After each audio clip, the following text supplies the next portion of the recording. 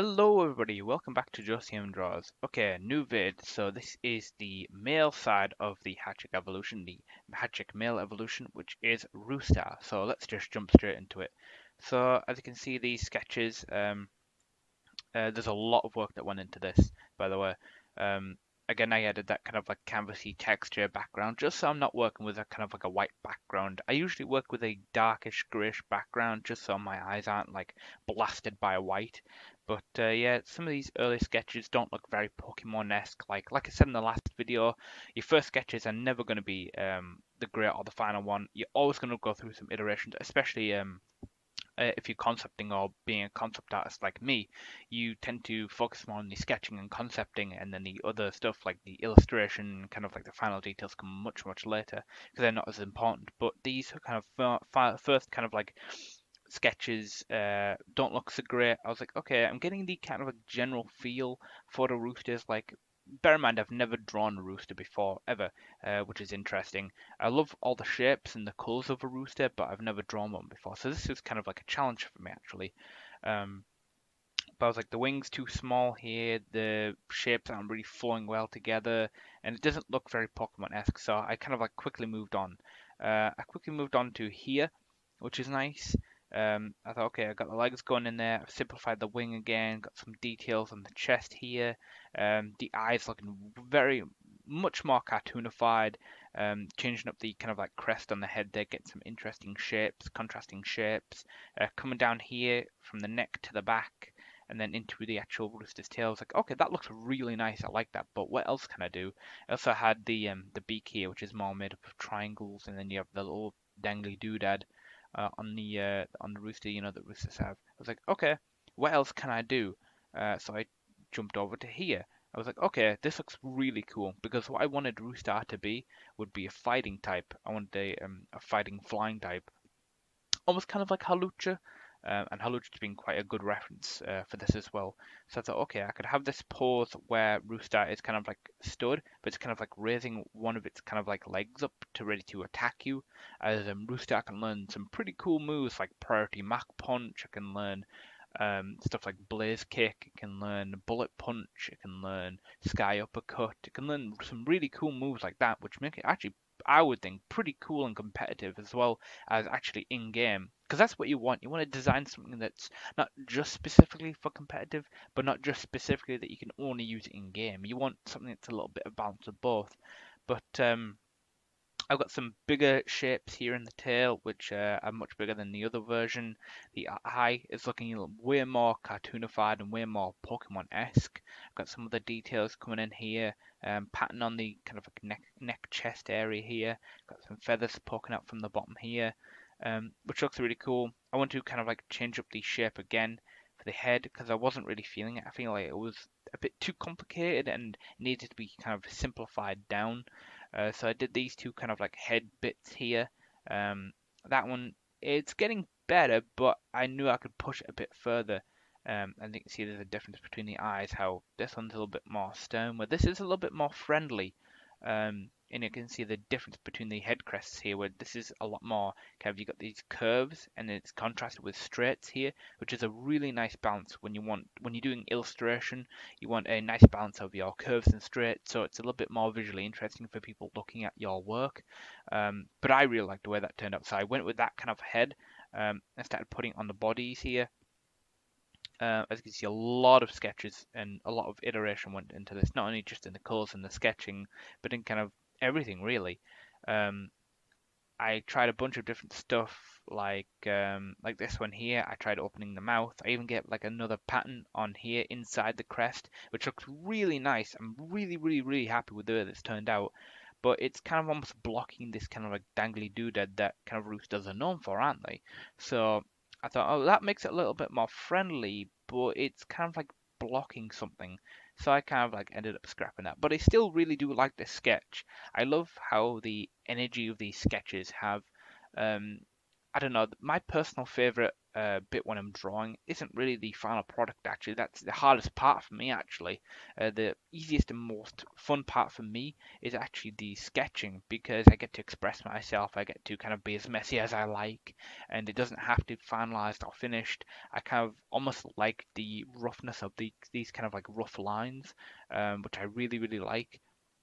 But that was kind of like that, and I was like, okay, I really like that. I thought I'd reached to a point where I really liked it. I even did like some local coloring here, trying to mess around with, well, what kind of color do I want? Looking at traditional roosters colors, they've got reds, yellows, greens, and blues in there, and some white in there, and I really like that, so I wanted to get that across, and working with some nice primary colors.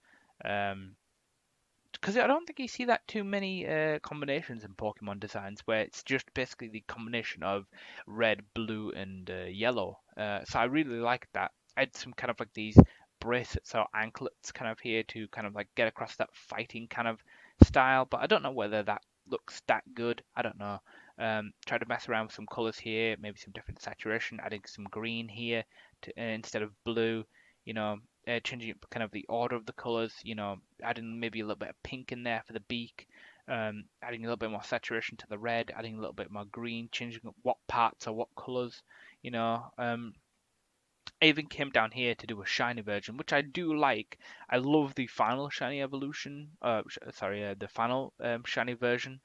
But this one's still pretty good. Like, I still like the colors, but it's just not as good as the final version.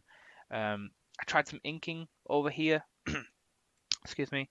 As you can see, it's kind of blocked by those sketches, but I kind of wanted to add it in there, so you get to see the whole kind of like shebang of where it started to where it ended, and I really like the inking on this. I had some extra details underneath the eye and some details on the crest here, and I really liked it. But there was just some stuff bothering me. I really liked the way this turned out, but stuff like the legs and stuff just didn't look right. The more I kind of looked at it, the more I hated that kind of like raised, kind of almost fist or raised leg pose, because it was crossing over from this other leg and it just wasn't looking right. And every time I inked it, I wasn't really happy with it. It's really important to kind of like take breaks, leave, and come back to your illustrations and kind of like see, okay, well, what can I do else to kind of push this further or fix a problem, or what looks wrong, stuff like that. And then I kind of just inked it and kind of added some local color here, which I did really like. I like the relationship of the colors. Not one is too dominant. You have the major color here of the red, and then the next one's probably the green, and then the final one's kind of like the yellow, broken up into sections of biggest to medium to small, stuff like that. I even moved on to other different inking styles, like this one. This one has a lot of dynamic inking, which I really, really did like. I love this inking. I even changed up the color of the beak here to match kind of like the anklets there. Um, just trying to get some different kind of like dark values in there rather than just some bright primary colors. But yeah, I really like this dynamic inking that I had on this, and I was really, really liking it. But that fist is too big there. This just does not look good. As much as I would really like to do that pose, it just wasn't working. So I even like kind of re-inked it here. I thought, well, maybe it might be my inking brush, maybe stuff like that. Another shiny version here, which I actually quite like. Um, but it just wasn't looking right, and I eventually just ended up coming to the final one here, which I absolutely love. I cannot express how happy and how much I love this final illustration, and how that kind of like a little extra bit of time really paid off. Kind of going back and saying, you know what, admitting there's something wrong with that pose. I've got to change it. Just make it so it's standing. I imagine these to be kind of like for like the sprite era of Pokemon rather than the 3D versions. But I was like, okay, I'll just put the legs down here. Um, you know, I just put the legs down there, use reference like Staraptor, Skarmory, and even Zapdos, both forms, both the Cantonian and Galarian, as kind of reference points for the kind of like claws, I guess you could say. As well as obviously using real life world reference of roosters for all of this kind of stuff, because it's really important when you're kind of cartoonifying stuff like this, or Pokemonifying it, I guess you could say. You need to work from real life references. So obviously going on Google and pulling that in there. and I was like, oh my god, this looks so good.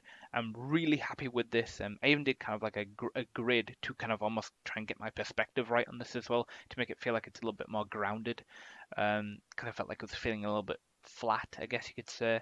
But yeah, I really love the rendering on this. I love the shading, the highlights, the kind of like a little bounce that you can get from this canvasy background here and there. I love the kind of saturation of the colors. Nothing's too oversaturated, I think.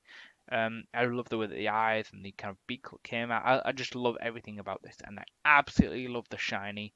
I love the way the shiny looks. I think it's different enough from the kind of original form where it's like, oh man, I would really love to have both of these, you know.